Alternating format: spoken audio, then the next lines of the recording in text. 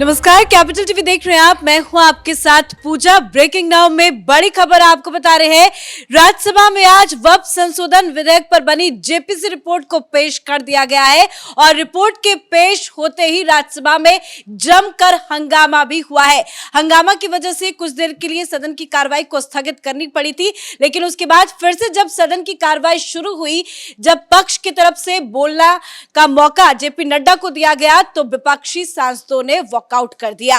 विपक्षी सांसदों की तरफ से अलग अलग आरोप लगाए जा रहे हैं। मल्लिकार्जुन खड़गे कह रहे हैं कि यह फर्जी रिपोर्ट है, असंवैधानिक रिपोर्ट है, तो वहीं ओवैसी समेत तमाम विपक्ष के सांसद वक्फ संशोधन पर बनी जेपीसी रिपोर्ट का जमकर विरोध कर रहे हैं।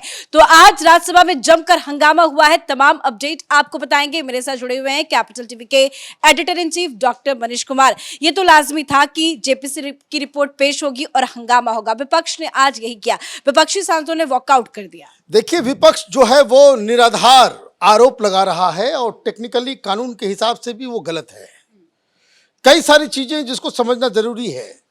ये वृद्ध व्यक्ति मल्लिकार्जुन खड़गे जेपीसी की रिपोर्ट को ही फर्जी बता रहे हैं। भाई, फर्जी का मतलब क्या होता है? वो रिपोर्ट क्या जेपीसी में पास नहीं हुआ? ये रिपोर्ट अमेरिका जॉर्ज सोरोस ने दिया। ये रिपोर्ट ये हिंडनबर्ग की तरफ से आया।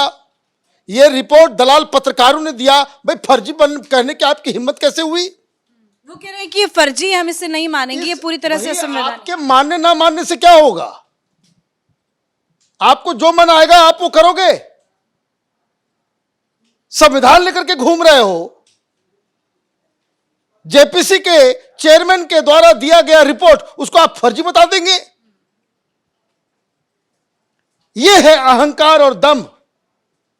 ये कांग्रेसियों के दिमाग में एक फतूर घुसा हुआ है कि हम जो कहें बस वही सही है, बाकी जितनी चीजें हैं, कोई काम कोई और करे, वो उनके खिलाफ जाए तो वो जो है वो फर्जी है, वो अनडेमोक्रेटिक है, गैर संवैधानिक है। बोन ऑफ कंटेंशन क्या है? इस चीज को धीरे धीरे से समझ लीजिए। भाई, आपके पास जेपीसी में आपने मांग की कि इसे जेपीसी में भेज दो, ठीक है, चला गया। जेपीसी में आपने मारपीट की, बॉटल्स फोड़े, हाथ तोड़े, खून निकला, गाली गलौज हुई, धक्का मुक्की हुआ, आप गुंडागर्दी करते रहे। क्यों? क्योंकि आपको शुरू से ही मालूम था कि जेपीसी में आपकी संख्या कम है। जेपीसी में संख्या कम है तो आप कोई अपने सुझाव को पारित नहीं करा पाओगे। आप अभी राज्यसभा के अंदर भाई जितना आपका विरोध करना है आप करो ना भाई, लेकिन आप जेपीसी की रिपोर्ट को फर्जी कैसे बता दोगे? ये क्या कह रहे हैं कि देखिए, हमने डिसेंट नोट दिया था, मतलब हमने बहुत सारे इसके ऊपर सवाल खड़े किए थे, अपना विरोध दर्ज कराया था और इस रिपोर्ट में विरोध दर्ज जो है वो हम लोगों ने किया, उसको दरकिनार कर दिया गया। और ये कह रहे हैं कि भाई ये जो है वो गलत हो गया। हमारे विरोध को जो भाई आप कर रहे थे वॉकआउट, आप कर रहे थे हंगामा, आपने इस तरह की बातें कही जिसे चेयरमैन ने समझा कि इसको हम बाहर कर देते हैं, तो आपके डिसेंट को जो है बाहर कर दिया गया। क्या ये अधिकार नहीं है? तो आप देखिए, ये लोग जो राज्यसभा में किसी इस तरह की जो रिपोर्ट दी जाती है उसकी नियमावली है, उसके 91 नियमावली के जो आर्टिकल 91 है जिसको प्रेजेंटेशन ऑफ रिपोर्ट कहते हैं, उसमें ये पढ़ पढ़ के सुना रहे हैं पूरी दुनिया को। मीडिया वाले भी पूछ रहे हैं कि भाई ये कैसे, क्या, क्यों हो रहा है। 91 कहता है, the report of the select committee on A bill together with the minutes of descents if any shall be presented to the council by the chairman of the committee or in his absence by any member of the committee। कानून नियमावली का section 91 ये कह रहा है कि अगर कोई कमिटी के अंदर डिसेंट है, अगर है तो रिपोर्ट के साथ उसको भी राज्यसभा में पेश करना, जब पेश किया जाए, और ये पेश आदर तो चेयरमैन कर सकते हैं या फिर कोई सदस्य कर सकता है। ठीक, सो फार सो गुड। लेकिन दिक्कत क्या है कि इन लोगों को जो है ना आंख की बीमारी है, आंख की बीमारी है। सीरियल नंबर कानून जो नियमावली का जो 91 पॉइंट है वो तो दिख गया, 90 उनको नजर नहीं आया, 90 उनको नजर नहीं आया। क्यों?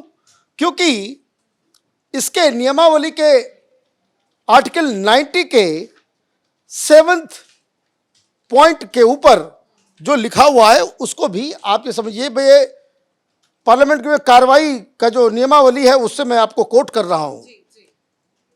If in the opinion of the chairman, अगर चेयरमैन साहब की ओपिनियन में a minute of dissent contains words, phrases, expressions which are unparliamentary, अगर चेयरमैन साहब को यह लगता है कि आप जो विरोध अपना दर्ज करा रहे हैं उसके वर्ड्स, उसका एक्सप्रेशन, उसका जो शब्दावली है, उसके जो सेंटेंसेस जो हैं वो अनपार्लियामेंट्री है, इररिलेवेंट है, या फिर otherwise inappropriate, he may order such words, phrases, expression to be expunged from the minutes of dissent।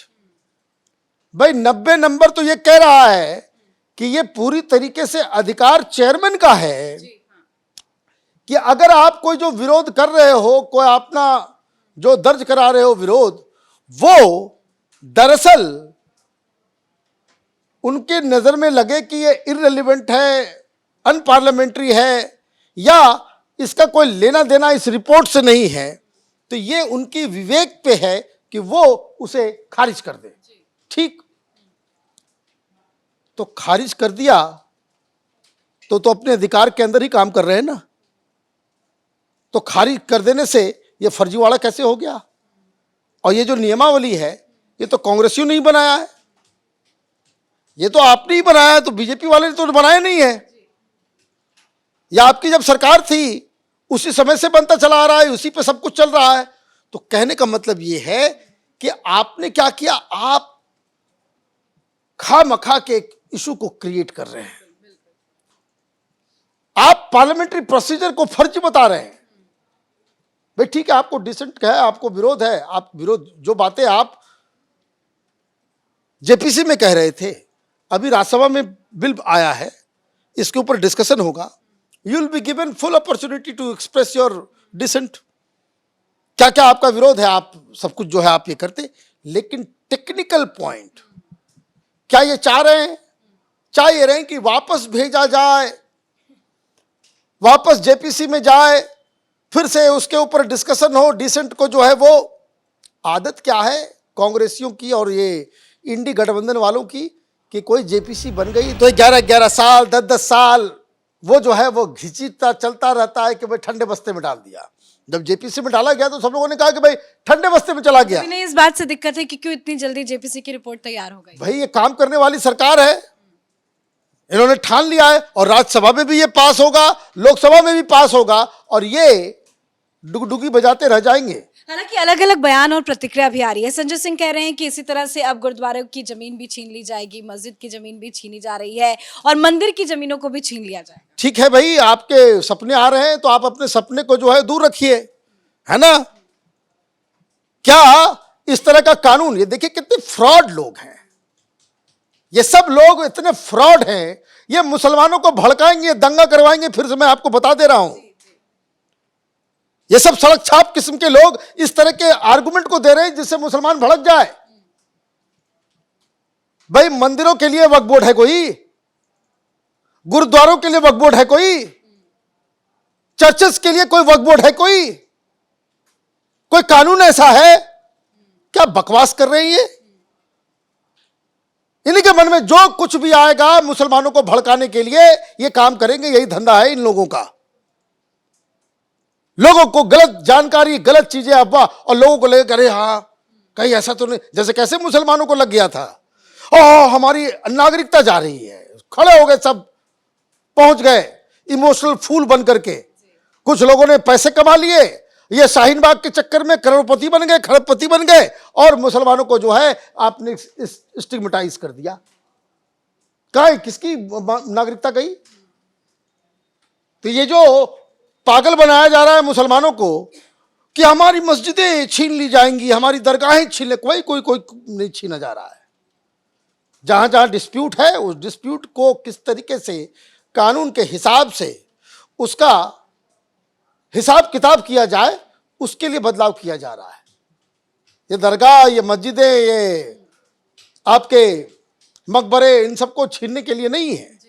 ये बेकार की चीजें हैं। ये फिर से वही चीज हो रही है कि मुसलमानों को बेवकूफ बना करके ये राजनीतिक रोटियां सेकने का धंधा ये विपक्ष कर रहा है, उसी को वो लोग आगे बढ़ा रहे हैं। सर अपडेट के लिए तो आज पूरी उम्मीद थी कि विपक्ष संसद में हंगामा करेगा और हुआ वही। राज्यसभा में वक्फ संशोधन पर बनी जेपीसी की रिपोर्ट को पेश कर दिया गया और पेश होते ही विपक्ष के तमाम सांसदों ने जमकर हंगामा किया, नारेबाजी की, और उसके बाद विपक्ष के तमाम सांसद संसद से वॉकआउट भी कर गए। अब सरकार की पूरी तैयारी है, ये राज्यसभा से भी पास होगा, उसके बाद लोकसभा में भी इसका नंबर आएगा। आसानी से ये बिल दोनों ही सदनों से पास हो जाएगा। इस बड़ी खबर में मेरे साथ फिलहाल इतना ही। कैमरा पर्सन रवि के साथ मैं पूजा, कैपिटल टीवी।